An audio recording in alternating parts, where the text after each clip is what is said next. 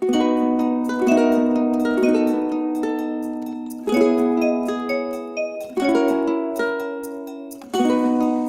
sahabat teman-teman terkasih, apa kabar? Shalom, saya harap semuanya sehat-sehat ya di tengah wabah pandemi sekarang ini yang melanda bukan hanya di Indonesia, bahkan di seluruh dunia.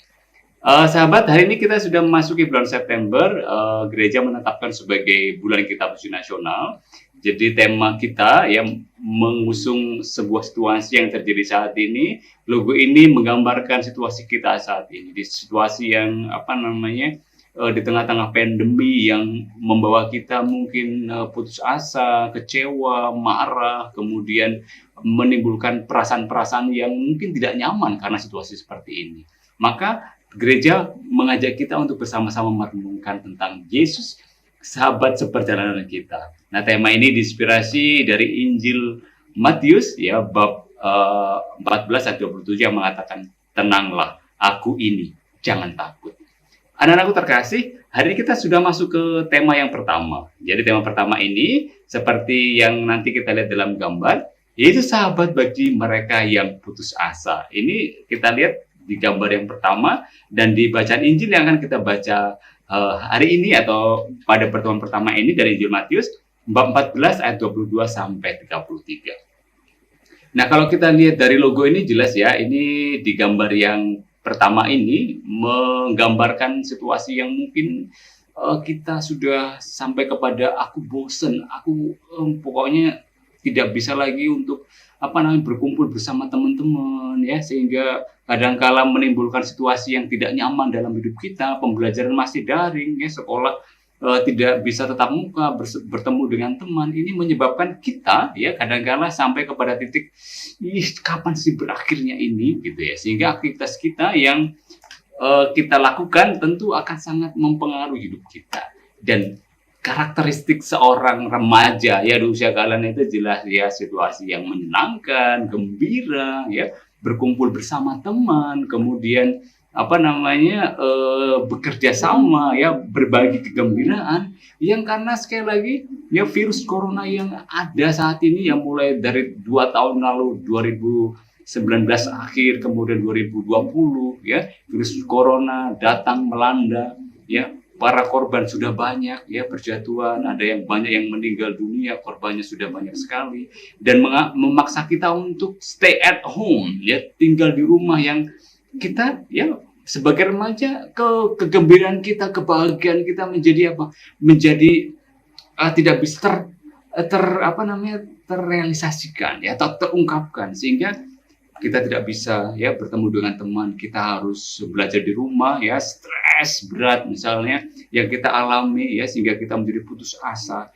Dan inilah yang mau kita coba dalami pada pertemuan yang pertama ini. Kita akan menemukan seorang sahabat, karena sahabat adalah kunci untuk melewati masa-masa sulit hidup kita. Sebab menghabiskan waktu bersama sahabat akan membuat hidup kita dipenuhi oleh pembicaraan yang menyenangkan dan gelak tawa yang menghibur hati. Kita bisa rasakan ketika kita bertemu dengan sahabat kita ya, kita berbagi suka dan duka, sehingga yang ada adalah kegembiraan yang terjadi. Nah, teman-teman, sahabat terkasih, kita akan mengawali pertemuan kita hari ini dengan bernyanyi Ada Satu Sobatku. Oke, teman-teman sahabat juga bisa ikut bernyanyi ya, bisa bergerak bersama. Kita akan membangkitkan kegembiraan kita yang mungkin menjadi beban dalam hidup kita sekarang ini ya. Kesedihan kita, mari kita hilangkan. Kita akan bergembira bersama. Oke, kita akan nyanyi sama-sama ya.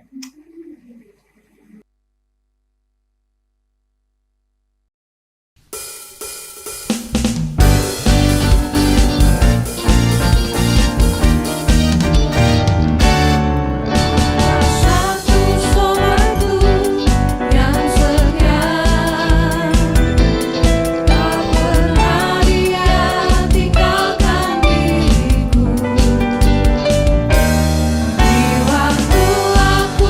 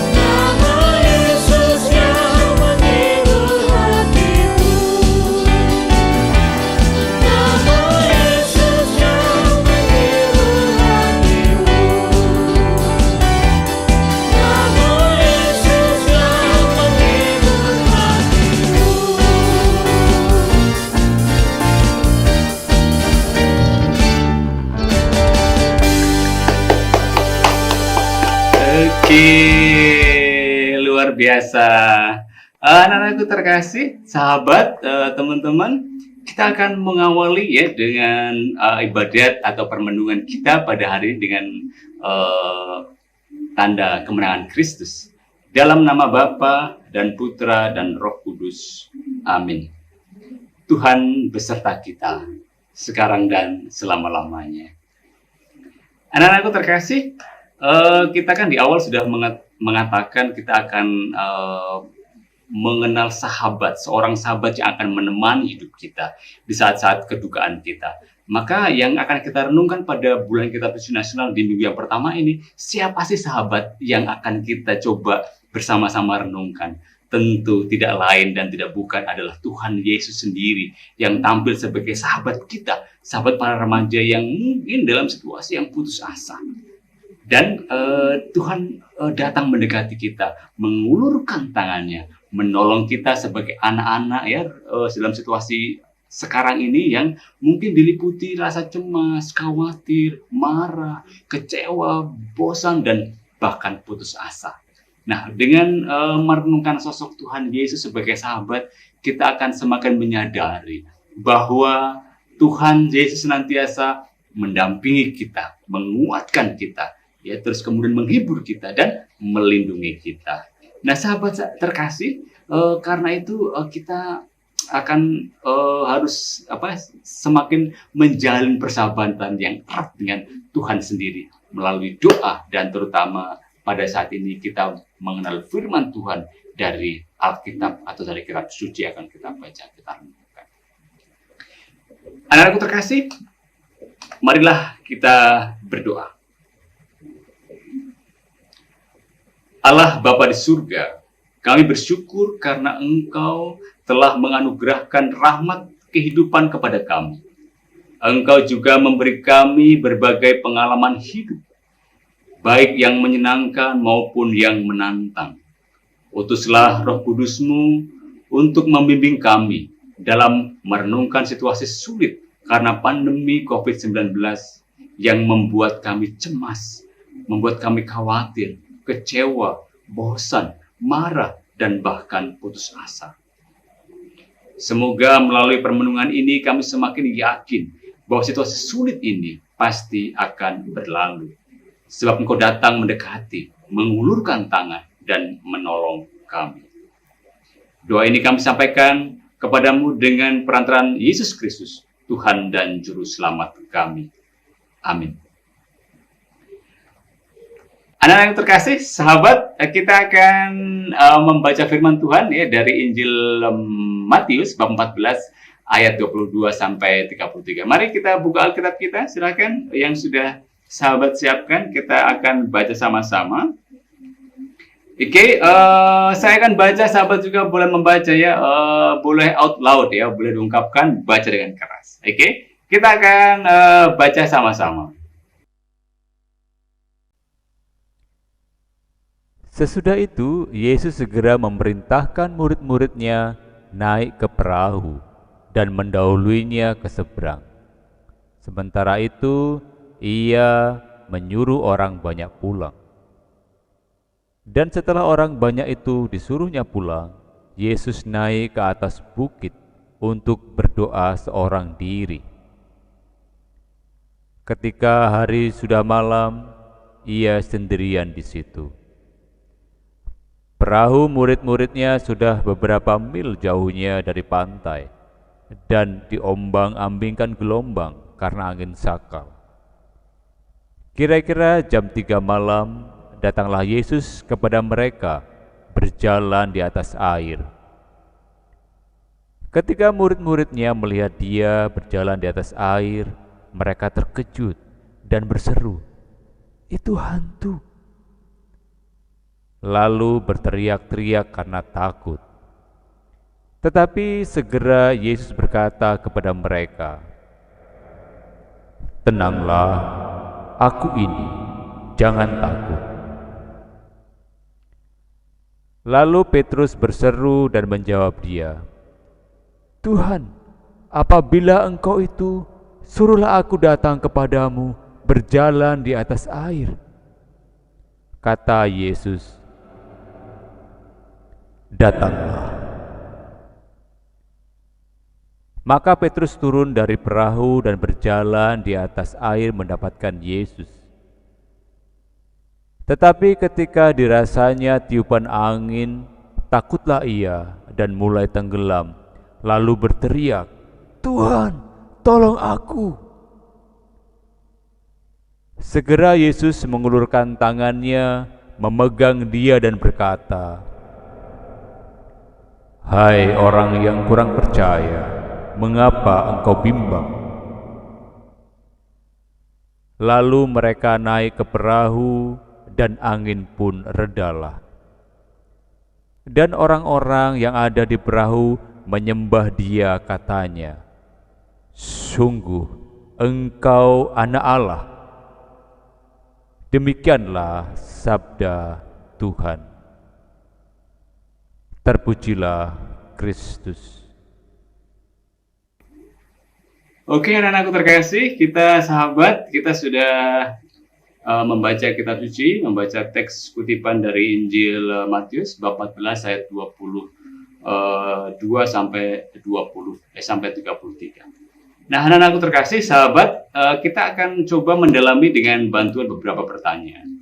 Untuk mengingat kembali ya yang sudah kita baca, apa yang dilakukan Yesus setelah memerintahkan para muridnya untuk pergi mendahulinya. Itu di ayat-ayat pertama. Apa yang dilakukan? Ya, di ayat 23 ya, dikatakan di situ. Dan setelah orang banyak itu disuruhnya pulang, Yesus naik ke atas bukit untuk berdoa seorang diri. Ketika hari sudah malam, ia sendirian di situ. Ini yang juga nanti bisa kita teladani dari Tuhan Yesus. Berdoa di tengah kesibukan kita. Yang berikutnya pertanyaannya. Apa yang membuat para murid panik? Dan apa yang dilakukan Yesus ketika melihat murid-muridnya diombang-ambingkan gelombang tinggi karena angin sakal? Kira-kira apa yang membuat para rasul panik? Masih ingat ya? Oke, situasi yang jelas nanti digambarkan di ayat 24 ya. Perahu yang sudah beberapa mil jauhnya diombang-ambingkan oleh angin sakal. Dan Yesus kemudian mendatangi mereka dengan berjalan di atas air. Kemudian yang ketiga, apa reaksi para murid melihat Yesus datang kepada mereka dengan berjalan di atas air? Dan bagaimana Yesus memperkenalkan dirinya? Masih ingat ya? Apa yang dikatakan oleh para murid? Kita lihat nanti di ayat 26 dikatakan di situ, para muridnya terkejut dan dia mengira melihat hantu. Oh, itu hantu. Ya, karena mereka ketakutan. Terus apa yang dikatakan oleh Yesus? Tenanglah, aku ini. Jangan takut. Ya, kan? Kemudian yang keempat, apa tanggapan Petrus setelah Yesus memperkenalkan dirinya? Apa reaksi Petrus ketika hampir tenggelam? Dan apa tanggapan Yesus? Ini soal Petrus nih yang tadi coba untuk berinteraksi yang dikira dari hantu tadi kan, sudah mendengar tenanglah aku ini. Terus apa yang dikatakan Petrus?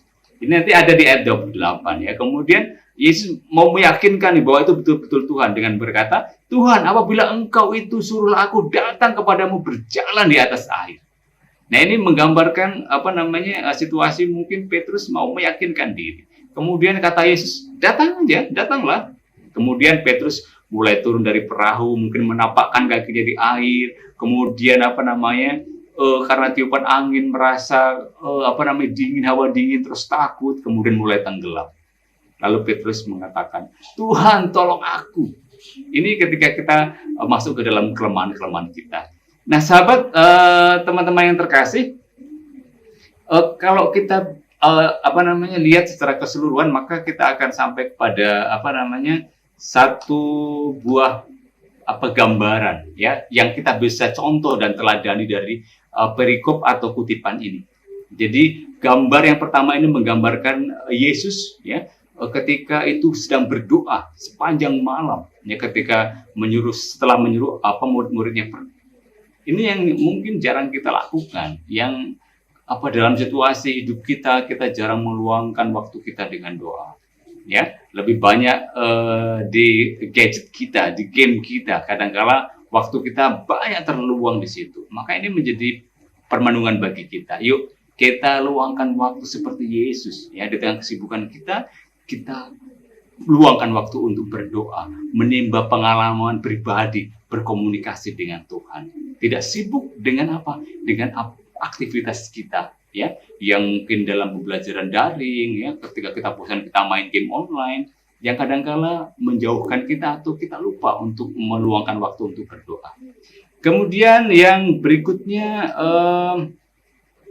kita mau melihat bahwa apa yang dilakukan murid-murid Yesus ya ketika dalam situasi bahaya. Mereka mengeluh, mereka merasa ketakutan ya karena diombang-ambingkan oleh angin sakal. Kemudian Yesus datang ya di tengah kesulitan mereka dengan berjalan di atas air.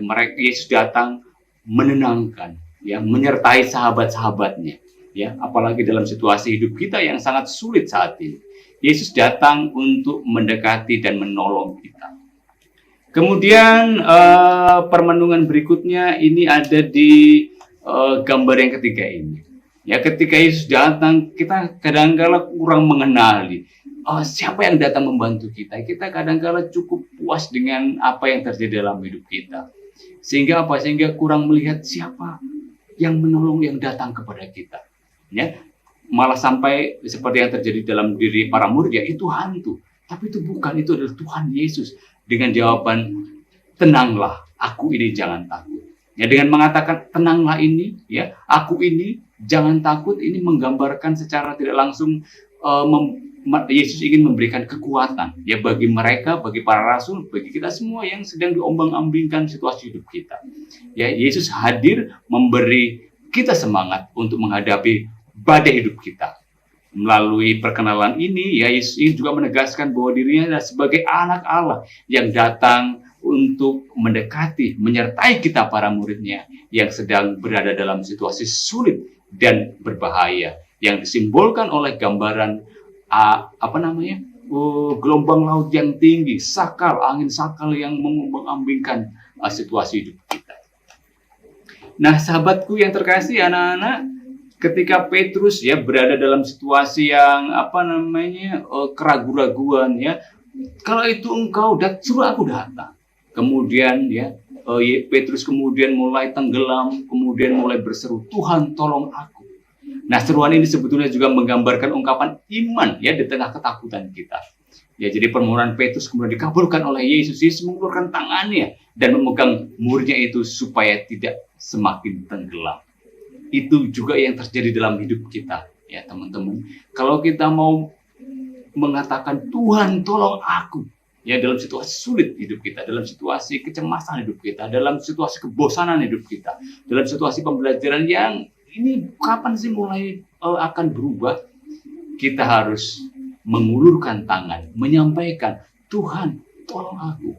Maka seperti yang dialami oleh Petrus, Yesus akan mengulurkan tangannya untuk kita. Nah, sahabat, untuk mengakhiri permenungan kita di BKSN minggu yang pertama ini hal yang baik untuk kita lakukan, untuk membuat aksi nyata, ya. Jadi selama minggu ke depan, 1 minggu ke depan, tulislah apa yang bisa kalian lakukan, ya, untuk membalas kebaikan dan cinta Tuhan yang telah menolong kalian, yang telah menolong kita. Ya, baik itu melalui teman-teman kita, saudara-saudari kita, orang tua, guru kita, tetangga kita, ketika kita mengalami kesusahan, kesedihan, kekecewaan, dan putus asa. Mungkin bisa dituliskan itu sebagai aksi nyata. Entah kalian contoh sederhana, misalkan dengan mendoakan mereka, dengan mengatakan terima kasih sudah menolong, terima kasih sudah menemani, terima kasih Papa Mama, Bapak Ibu yang sudah memberikan fasilitas sehingga saya bisa belajar dengan daring walaupun dengan segala keterbatasan. Oke, dan di samping itu juga saya minta kalian untuk melakukan ini ya, untuk menuliskan yang disebut dengan Wall of Hope.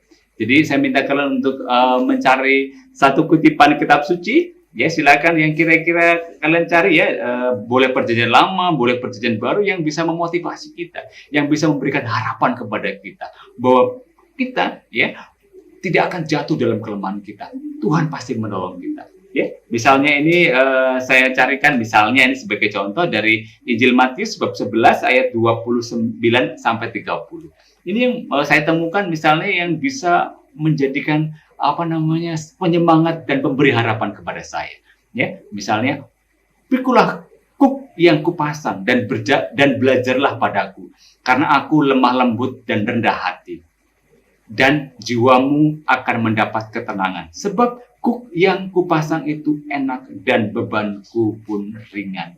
Ini yang saya temukan yang akan memotivasi saya dalam paling tidak 1 minggu ini, ya, untuk memikul segala tanggung jawab yang saya berikan, saya terima, maksud saya. Ya, saya terima, entah itu sebagai pelajar, sebagai anak, ya, kepada orang tua, itu harus kita dengan penuh kegembiraan karena Tuhan selalu mendampingi kita. Bahwa kuk yang kupasang itu tidak akan melebihi kekuatan kita. Oke, nah sekali lagi ini silakan cari ya di teks kitab suci, baca, pokoknya cari aja satu saja yang menurut kalian sekali lagi bisa memberikan harapan. Oke, nanti kalau sudah tulis di di selembar kertas, kemudian put on wall ya, silakan diletakkan, ditempelkan di di tembok atau di di meja belajar untuk selalu memotivasi kita. Bagaimana kita supaya berpengharapan, menyerahkan harapan kita di tengah-tengah keputusasaan kita. Bisa ya, teman-teman, sahabat ya? Oke, bisa lah ya. Oke, sahabat anak-anakku terkasih, kita akan mengakhiri permenungan kita dengan doa. Marilah kita berdoa. Ya Allah, bimbinglah kami selalu dalam perjalanan hidup kami. Tanamkanlah kesadaran dan harapan dalam diri kami bahwa badai hidup yang kami alami pasti akan berlalu jika kami terus bersandar pada kekuatan. Berjalanlah bersama kami sebagai seorang sahabat yang setia, agar kami bisa bangkit ketika kami mengalami kesusahan, kesedihan, kekecewaan, dan putus asa. Demi Kristus Tuhan dan pengantara kami yang hidup dan berkuasa bersama Dikau dan Roh Kudus, kini dan sepanjang segala masa. Amin. Marilah kita mengakhiri ibadat pertemuan BKSN yang pada minggu yang pertama ini dengan memohon berkat Tuhan. Tuhan beserta kita sekarang dan selama-lamanya. Semoga kita sekalian dilimpahi berkat Allah yang Maha Kuasa dalam nama Bapa dan Putra dan Roh Kudus. Amin. Oke, teman-teman sahabat, kita akan mengakhiri permenungan kita dengan menyanyikan sebuah lagu Jalan Serta Yesus ya. Ini ada gerak lagunya ya juga ya. Baik, kalau kita juga bisa mengikutinya untuk sekali lagi mau mendekatkan diri kita ya, kegembiraan kita bersama Yesus yang menyertai kita dalam perjalanan hidup kita. Oke, siap ya? Oke, kita akan bernyanyi sama-sama. Masih ada semangatnya kan? Ayo kita lanjut memuji Tuhan, jalan serta Yesus.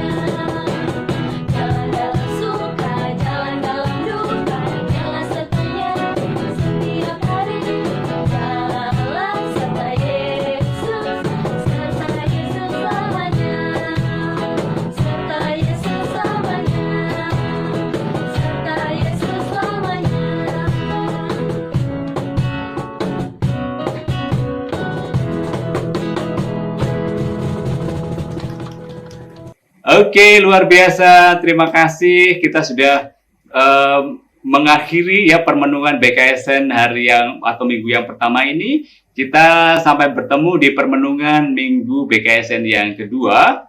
Semoga kita selalu sekali lagi menemukan jawaban atas komunikasi dengan sahabat kita, Tuhan Yesus yang selalu menemani kita dalam situasi keputusasaan kita. Oke, sampai ketemu di minggu kedua ya permenungan BKSN kita. Oke, shalom, bye bye, God bless.